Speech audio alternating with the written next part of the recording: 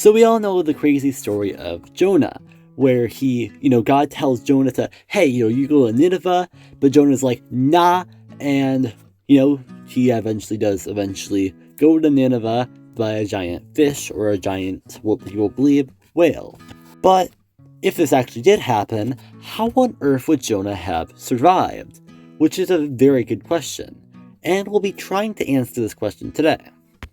Now, there's two main ideas with this. The first one being that he actually didn't survive. He actually died inside of this whale.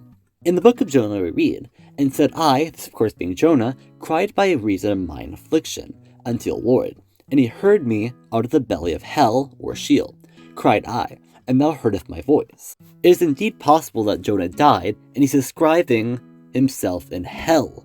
But some people have shot down this idea simply saying that he's describing, the belly that he is in as like Sheol, or like hell. In verse 7 we read, when my soul fainted within me, I, Jonah, remembered the Lord, and my prayer came in unto thee, into thine holy temple.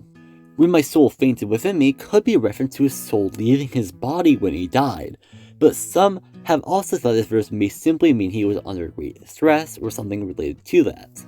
We also see in the Gospel of Matthew the apostle drives an interesting parallel, for as Jonah was 3 days and 3 nights in the whale's belly, so shall the Son of Man, this being Jesus, be 3 days and 3 nights in the heart of the earth. As Jesus died, at least his flesh died, some also have assumed that Jonah also did. The Bible isn't very clear on this topic.